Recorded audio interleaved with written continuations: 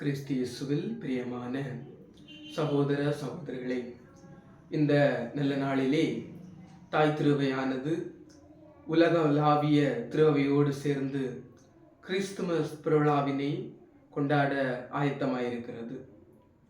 இந்த நல்ல நாளிலே நாம் இந்த கிறிஸ்துமஸ் விழாவை கொண்டாடுகிற பொழுது நாம் இதனுடைய அர்த்தத்தை புரிந்து கொள்ள வேண்டும். நாம் எவ்வளவு திருப்பலிகள் கண்டிருப்போம், வரைவுரைகள் கேட்டிருப்போம். ஆனால் எத்தனை முறை அதனுடைய ஆழத்தை நாம் புரிந்து கொண்டு இந்த கிறிஸ்துமஸ் விழாவிலே நாம் பயணித்திருப்போம், இந்த கிறிஸ்துமஸ் விழாவை கொண்டாடி இருப்போம் என்பதை நாம் புரிந்து கொள்ள வேண்டும். முதலிலாக, ஏன் இந்த கிறிஸ்துமஸ் விழா, எதற்கு இந்த கிறிஸ்துமஸ் விழாவினை நாம் கொண்டாடுகிறோம் என்பதை நாம் சிந்தித்து பார்க்க வேண்டும். அதை நாம் சிந்திப்பதற்கு முதலிலாக நாம் விவிலியத்தினுடைய முதல் பக்கங்களுக்கு நாம் கடந்து செல்ல வேண்டும். முதலிலாக தொடக்க நூல் 1ஆம் அதிகாரம் 1வது இறைவார்த்தையிலே, தொடக்கத்தில் கடவுள் விண்ணகத்தையும் மண்ணகத்தையும் படைத்தார் என்று மிக அழகாக அந்த ஒரு வார்த்தை சொல்லி இருக்கிறது. கடவுள் உலகை படைக்கிறார். அவர் படைத்த அந்த உலகை ஆள்வதற்கு மனிதரை படைக்கிறார். ஆனால் மனிதர்கள் பாவம் செய்கின்றனர். எனவே அவர்களை ஏதேன் தோட்டத்திலிருந்து வெளியேற்றுகிறார். ஆனால் அவர்களை அவர் கைவிடவில்லை. மாறாக அவர்களை மீட்பதற்கான ஒரு திட்டத்தை இறைவாக்கினராகிய ஆபிரகாமுக்கு கடவுள் வெளிப்படுத்துகிறார். ஆபிரகாமிடம் கடவுள், நான் நிலவிநீர் காலத்தில் உன்னிடம் திரும்பி வருவேன், அப்பொழுது உன் மனைவி சாரால் கருவுற்றிருப்பார் என்று சொல்லுகிறார். அதே போல் ஆண்டவர் நிலவிநீர் காலத்தில் அவரிடம் திரும்பி வருகிறார், ஆபிரகாமிடம் திரும்பி வருகிறார். அப்பொழுது அவர் மனைவி சாரால் கருவுற்றிருந்தார். அப்பொழுது ஆண்டவர் அவரிடம், உன் மகனுக்கு ஈசாக்கு என்று பெயரிடுவாயாக என்று கூறி கடந்து செல்கிறார். ஈசாக்கு பிறக்கிறார், அவன் வளர்கிறான், ஆபிரகாமும் முதிர்ச்சி அடைகிறார். அப்பொழுது ஆண்டவர் ஆபிரகாமிடம், நீ உன் ஒரே மகனாகிய ஈசாக்கை தமக்கு பலியிடுமாறு கேட்கிறார். அப்பொழுது ஆபிரகாம், ஆண்டவரே, எனக்கு இருப்பது ஒரு மகன், அந்த ஒரு மகனை பலியிட்டால் எனக்கு வேறு வழி மரபினர் இல்லை என்று சொல்லி ஆபிரகாம் ஒதுங்கி விடவில்லை. மாறாக, ஆண்டவரே, நீர் எனக்கு கொடுத்தது ஒரு பாத்திரம், அந்த ஒரு பாத்திரத்தையும் நான் உமக்கு திருப்பி அளிப்பேன் என்று சொல்லி கடவுளுக்கு தன் மகன் ஈசாக்கை பலியிட அவன் மலை மீது ஏறுகிறான். அப்பொழுது ஆபிரகாம் கத்தியை எடுத்து தன் மகனை பலியிட தொடங்குகிறார். அப்பொழுது வானத்திலிருந்து ஒரு ஒலி கேட்கிறது. ஆபிரகாம், உன் மகனை கொல்லாதே, நீ எனக்கு கீழ்ப்படுகிறவன் என நான் அறிந்து கொண்டேன் என்று வானத்திலிருந்து ஒரு ஒலி கேட்கிறது. ஆபிரகாம் சந்தோஷப்படுகிறார். தன்னுடைய சந்தோஷத்தை வெளிப்படுத்தும் விதமாக, ஆண்டவருக்கு நன்றி செலுத்தும் விதமாக புதரிலே மாட்டிக்கொண்டிருந்த ஒரு ஆட்டுக்குட்டியை பலியிடுகிறார்.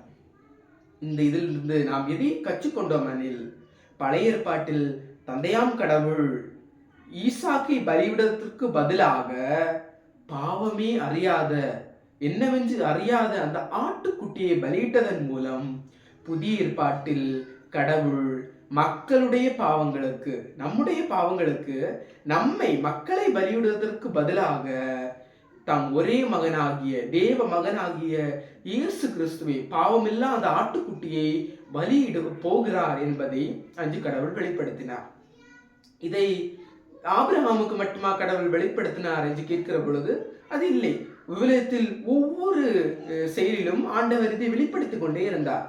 எசாயா தீர்க்கதரிசியிடம் வெளிப்படுத்தினார், ஒரு கன்னிகை கர்ப்பமடைந்து ஒரு மகனை பெற்றெடுப்பார், அவர் இம்மானுவேல் என்று அழைக்கப்படுவார் என்று எசாயா புத்தகம் 7ஆம் அதிகாரம் 14வது இறைவார்த்தை அறிவிக்கிறது. இம்மானுவேல் என்றால் கடவுள் நம்முள் இருப்பார் என்ற ஒரு நம்பிக்கையின் அடையாளம். மீகா இறைவாக்கினர் மிக அழகாக கூறுகிறார், அரசர் இஸ்ரவேலுக்கு பெத்லகேமிலிருந்து வருவார் என்று மீகா புத்தகம் 2ஆம் அதிகாரம் 5வது இறைவார்த்தை மிக அழகாக கூறுகிறது.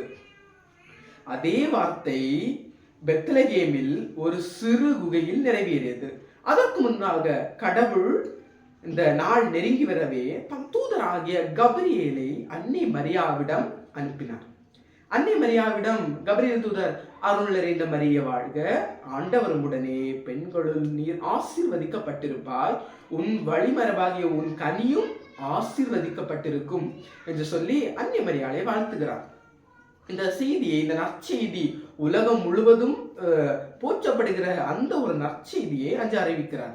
அப்பொழுது மரியாள் தயங்கி, ஆண்டவரே, நான் கன்னியாகிச்சே, இந்த சமுதாயம் என்னை ஒதுக்கிவிடுமே என்று சொல்லி பயப்படவில்லை. மாறாக கடவுள் சொன்ன அந்த வார்த்தையை ஏற்று அவர் சொற்படி துணிந்து நடக்கிறார். அப்பொழுது இயேசு பிறக்கிறார், இயேசு வளருகிறார், நமக்காக சிலுவை சாவை ஏற்று நம் பாவங்களை கழுவி விடுகிறார். இன்னொன்று, இரண்டாவது, நாம் எதை சிந்திக்க போகிறோம் என்றால், ஏன் இயேசு இவ்வுலகில் வர வேண்டும், இதற்காக இயேசு இவ்வுலகில் வர வேண்டும் என்ற அந்த கேள்விக்கு ஒரு சிறிய பதில் என்னவென்றால் பாவம்.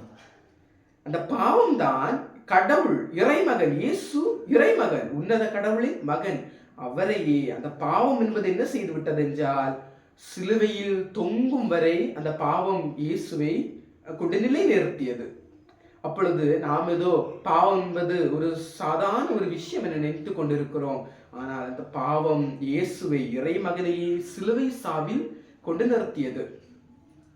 2009 ஆண்டு திருத்தந்தை 16ஆம் பெனடிக்ட் அவர் ஒரு சுற்றுமடல் அறிக்கையிலே மிக அழகாக சொல்லியிருந்தார், இயேசு இவ்வுலகில் வருவது மக்களுடைய பாவங்களை போக்குவதற்காக இருக்கலாம், அது ஒரு காரணமாக இருந்தாலும் அவர் வந்ததற்கான ஒரு அடையாளம் என்னவென்றால், உருவமில்லா கடவுளுக்கு ஒரு உருவத்தை கொடுப்பதற்காக இயேசு இவ்வுலகில் வந்தார் என்று ஒரு மிக அழகாக அந்த சுற்றுமடல் அறிக்கையிலே கூறியிருந்தார்.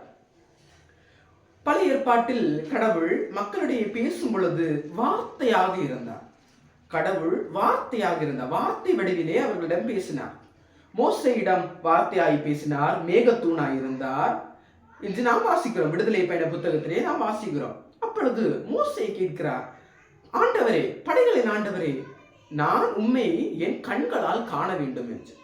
அப்பொழுது கடவுள், உன்னத கடவுள் சொல்லுகிறார், ஒரு மனிதனும் என்னை கண்டு உயிர் வாழ முடியாது, அதனால் நான் நடந்து போகிறேன், என்னுடைய முதுகை நீ பார் என்று சொல்லி கடவுளுடைய முதுகை காட்டுகிறார். ஆனால் அவருடைய உருவத்தை கடவுள் காட்டவில்லை.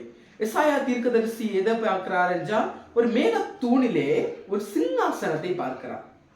அப்பொழுது கடவுள் ஒருவருக்கும் தன்னுடைய உருவத்தை காண்பிப்பதில்லை.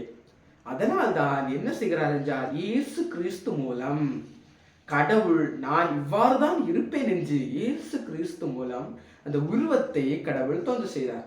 அப்பொழுது அன்று இரவு வானம் திறந்தது, தேவ தூதர்கள் பாடினர், உன்னதத்தில் தேவனுக்கு புகழும், பூமியில் அமைதி உரித்தாகுக என்று. இதுதான் மனிதனுக்கான நம்பிக்கையின் முதல் இசை. தேவன் கடவுள் தம்மை தாழ்த்தி மனிதராய் இவ்வுலகிற்கு வந்தார். இதனை புதிய ஏற்பாட்டிலே யோவான் நற்செய்தி மிக அழகாக கூறுகிறது. வார்த்தை மாம்சமானது, அவர் நம்மிடையே வாசம் செய்தார் என்று. அந்த வார்த்தை என்றால் இயேசு கிறிஸ்து. அவர் பாவிகளுக்காக, ஒதுக்கப்பட்டவர்களுக்காக இவ்வுலகில் வந்தார். கிறிஸ்து பிறப்பு ஒரு புதிய ஒரு விஷயம் அல்ல. ஆண்டவர் பழைய ஏற்பாட்டில் சொன்னதை, பழைய ஏற்பாட்டு என்பது புதிய ஏற்பாட்டின் நிறைவேற்றம், புதிய ஏற்பாட்டு என்பது பழைய ஏற்பாட்டின் நிறைவேற்றம். கடவுள் பழைய ஏற்பாட்டில் சொன்னதை புதிய ஏற்பாட்டிலே நிறைவேற்றினார்.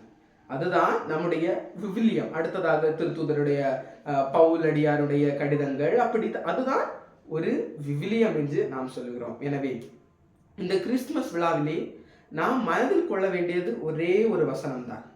கடவுள் தன் ஒரே மகனாகிய இயேசு கிறிஸ்துவை நம்புகிறவர்கள் எவர்களோ அவர்கள் கெட்டு போகாமல் நிலை வாழ்வு பெறும் பொருட்டு அந்த மகனை அழிக்கும் அளவுக்கு கடவுள் உலகின் மேல் அன்பு கூர்ந்தார். எனவே இந்த கிறிஸ்துமஸ் விழாவிலே கொண்டாடுகின்ற நாம் அந்த பெத்லகேமில் பிறந்த இயேசு நம் வீடுகளிலும் நம் இதயங்களிலும் பிறக்க வேண்டும் என்று இறையருள் வேண்டுவோம். ஆமென்.